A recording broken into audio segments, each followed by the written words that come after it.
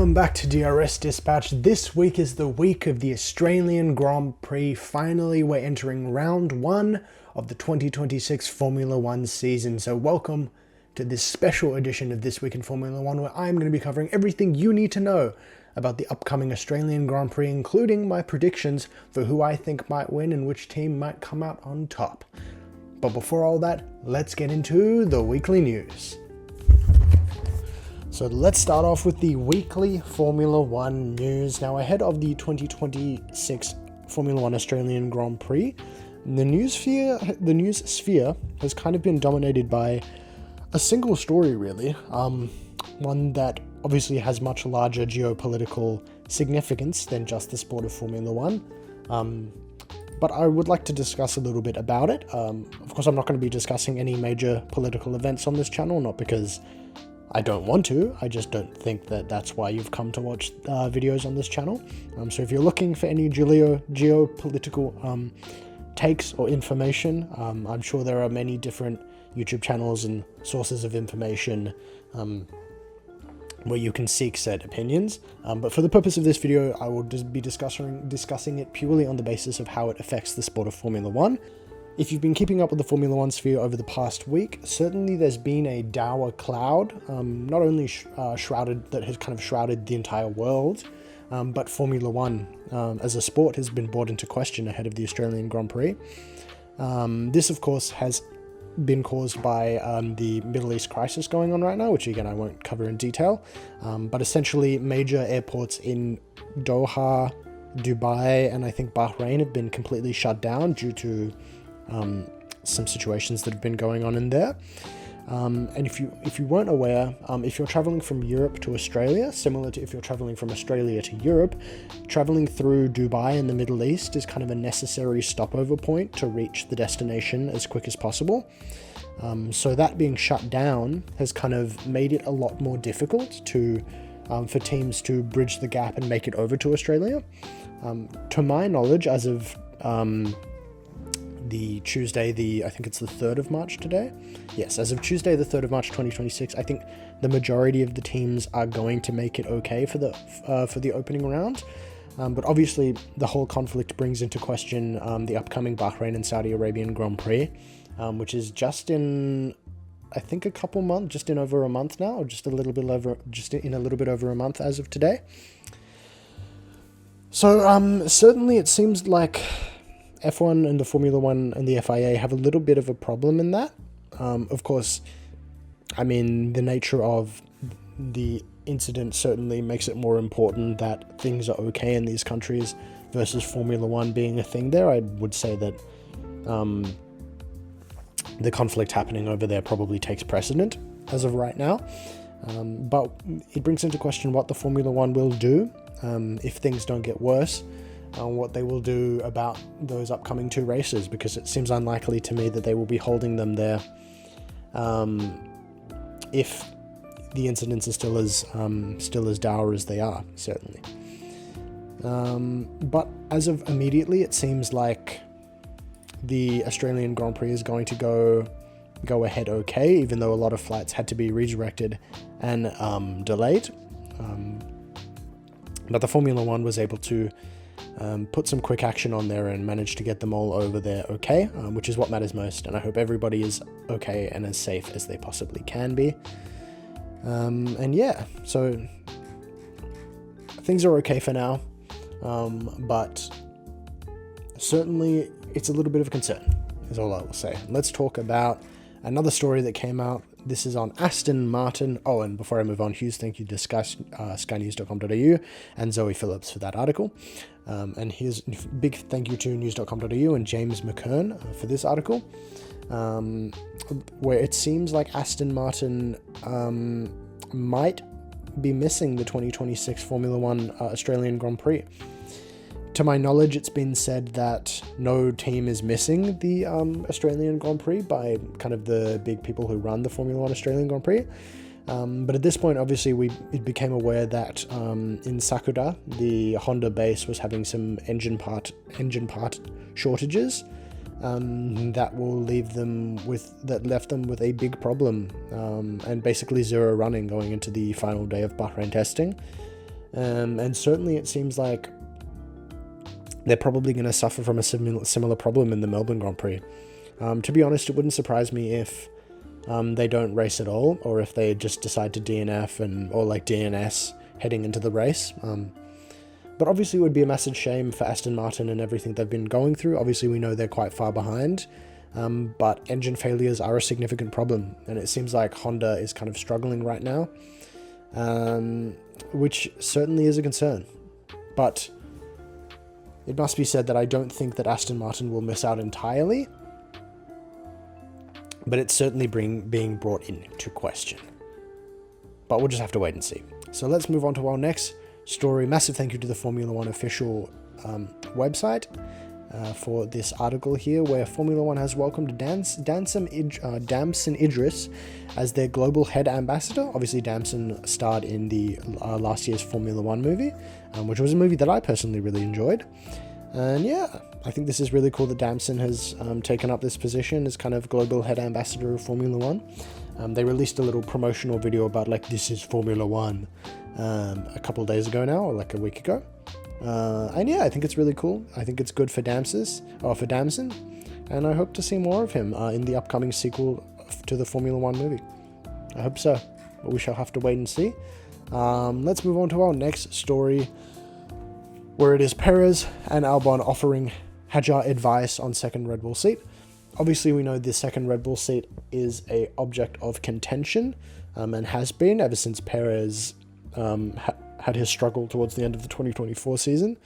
And certainly I think that Isaac has a lot on his shoulders, and certainly going into Melbourne, similar to last year, there's a lot of pressure on Isaac to perform.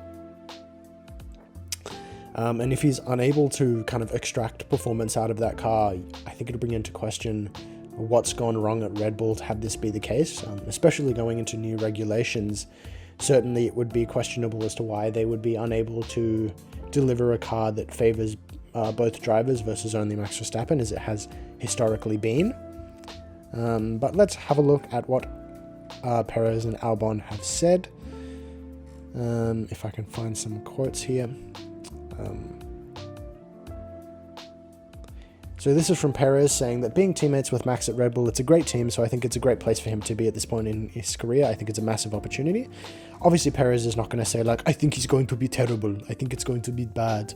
And obviously, being alongside Max Verstappen is really great from the perspective of having kind of that driver to work alongside who is as experienced as Max Verstappen. It's certainly a great opportunity for Isaac to learn from him. And I'm curious to see how he will go. Albon also said here that I think Isaac is a quick driver, and I think actually has a lot of I think actually a lot of this regulation change will be good. It's a fresh start for everybody. Based on what I've seen, he seems to be quite comfortable with the car. I think it's a lot of learning to do, not just in terms of having a quick teammate, but the car itself. So I think he's going to be okay. I kind of agree with Albon here in saying that yes, I do think Isaac will be relatively okay. Certainly because of the new regulations, I think all of the drivers are going to be struggling a little bit for the first little while.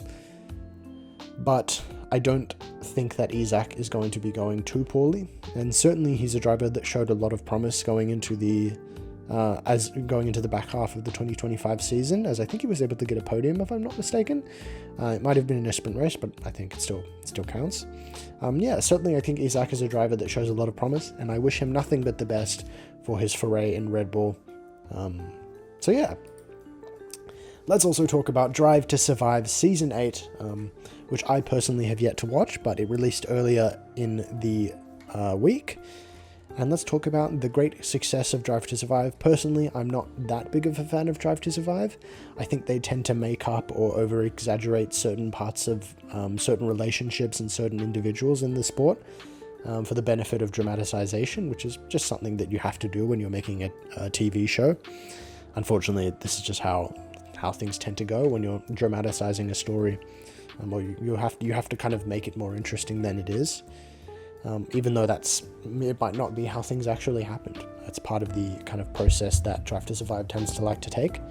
But yeah. Obviously, Drive to Survive is always a massive success for Formula One, and a lot of people really, really enjoy it. And here we have a bunch of different information that they've gathered here about different footage and things, and different cameras that they used, and I think it was a massive success. I think it was in like the top 2 or 3 of the charts for Netflix, their like top weekly charts. So yeah, Drive to Survive was a massive success. I will probably be checking it out, but I'm not sure if I will do a full kind of comprehensive review, because it might be a little irrelevant if I do it a couple of weeks from now. But yeah, let's get into our final story, which is I want to cover before I talk about my predictions for the Australian Grand Prix. What time is the 2026 Australian Grand Prix, and how can you, as a fan of Formula 1, watch it? Obviously, if you're currently living in or residing in Australia, you'll be able to watch it around late afternoon. I think the race starts at 3 p.m. In Australian Eastern Standard Time. So that will vary by like 3 to 4 hours, depending on what part of Australia you are in. And yeah, as an Australian, this is one of the few races that we get to watch at a relatively regular time. So that's extremely exciting for me personally. But obviously, with the majority of the fan base being over in Europe and in America, what time can you watch the Formula 1 Grand Prix? So here we have a little graphic here. If you're currently residing in Monaco, it will happen at 5 a.m. in the morning, which is extremely early. So that'll be an early start. I think in Europe, the kind of average time for it starting is around 3 to 4 in the morning, just because of time differences. So you'll have to get up really early to try to catch that race.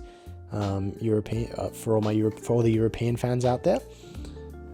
If you are in Miami, Florida, it is going to be starting at around 11 o'clock at night, which actually isn't too bad. That's kind of the average time when a lot of the European races start for me in Australia. So that's not that bad. And so yeah, depending on where you're living, these are all the different times that it's happening. But unfortunately, the only kind of regular afternoon time is in Oceania. And if you're outside of Oceania, you might have to take some liberties and wake up a little bit earlier, which I can imagine is a little bit frustrating, considering it's the first kind of major round most Formula 1 fans want to be watching it. But because it's in Melbourne, it becomes quite difficult. So hopefully you're able to get up early before work or after work in the evening and check it out. So yeah, with all that being said, that is all the major news for the Formula 1 for this week in Formula. So all that being said, that is all of the major news for this week in Formula 1. And now let's move on to my predictions for the Australian Grand Prix. So let's get into everything you need to know about the 2026 Australian Grand Prix. The 2026 Australian Grand Prix will be happening at the Albert Park Grand Prix circuit. This circuit is kind of a mix of a pre-built circuit and a street circuit, as it contains both pre-built areas and street parts of the circuit. Though it is a purpose-built circuit for the case of being a Formula 1 circuit, so it's not like it's on just regular roads. But Albert Park itself, the actual park, is a public park around the year. So it is technically a street circuit, though I kind of consider it more to be a pre-built circuit, because if you compare it to something like Baku is quite literally on the streets, whereas Albert Park is more of a kind of like a circuit type layout. So let's get into the overall layout of the circuit. We start off all the way down here at the start-finish straight, going into turn 1 and 2. The cars will wind all the way around through 3, 4, and 5, up through 6, up through 7, up through 8, into a kind of a curving straight through here. Most likely this will be where one of the straight mode zones is, here, and then probably down the start-finish straight. You then go into turn 9 and 10 as the cars wind around through another kind of straight through here, down to turn 11, into turn 12, into the DRS detection zone, or, well, that's what it was previously known as, but it'll be like the boost mode detection zone, into turn 13, 14, and then down the start-finish straight into a speed trap, and so on and so forth. I've heard a lot of people say that the Albert Park circuit is a little bit boring, or it's not a very exciting track, and certainly I don't think it's one of the best tracks on the calendar. But I don't necessarily think I think it's a circuit that deserves more of a positive rap, and it's a circuit that I personally really enjoy, being a local. So yeah, let's get on to the 2026 driver lineup, which as of right now remains completely unchanged as the season has yet to start. In future iterations of This Week in Formula One, when a kind of race week is happening, I'll be looking at the current driver standings and qualifying head-to-heads and kind of comparing where everybody is in relative to each other. But as we don't have any results right now, I can't really comment on that. Obviously, I'll be talking about any kind of driver lineup changes that happen throughout the season as well, but for this purpose as of right now, everything remains as is expected and relatively unchanged. So let's get into the big four race car, the big four kind of teams that we have right now. In the future, I'll be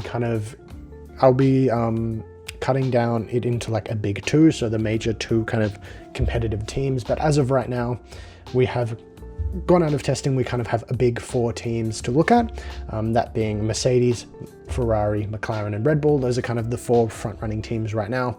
And the teams to look at, everything else or every other team is kind of towards the bottom or in the mid-pack somewhere. So those are the big four teams. In terms of which team I believe will come out on top, there's a lot of hopium around Ferrari, but I personally, based off what I have heard and what I've seen, it seems like the Ferrari is a car that favors circuits like Baku, and Baku is a slow corner circuit, whereas Melbourne is a fast corner circuit, and a lot of Melbourne comes at you very quickly, so you'll probably benefit from having a larger turbo in that case. And let's talk about my predictions. I think the race winner for the 2026 Australian Grand Prix will be George Russell. I think George Russell is going to get off the line incredibly well. I think that Merc has been kind of underplaying how powerful it actually is. And I think George Russell is going to get off the line with a race win. I still think the Merc is the most powerful and the best car out of all of the ones, out of the big four right there. And I see George Russell kind of dominating from there on out. I also see Kimi Antonelli coming up pretty close, leading to the winning team overall being Mercedes for the entire Grand Prix. Though I don't think Ferrari will be too far behind, if I'm being honest. And I think a lot of who wins this race will come down to who manages to kind of get the luckiest, to be honest, as much as it sounds a little uncertain. I think there is a lot of uncertainties around how these cars are actually going to look like while they're racing. We simply just don't know. And whether passing will truly be an extremely viable and common thing, it's simply kind of an unknown right now. But these are my predictions. This is what I think is going to happen. So feel free to leave your own predictions and your own thoughts in the comment section down below. So with all that being said and done, that was This Week in Formula One for the week of the Australian Grand Prix 2026.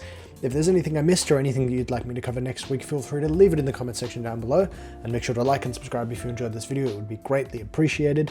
Make sure to leave your predictions for who you think will win the Australian Grand Prix also down in the description below if you would like.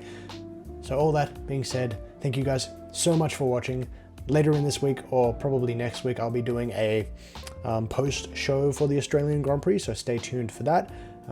But for now, that is all. Thank you guys so much for watching, and I hope you have a great, wonderful day. Bye for now. Peace.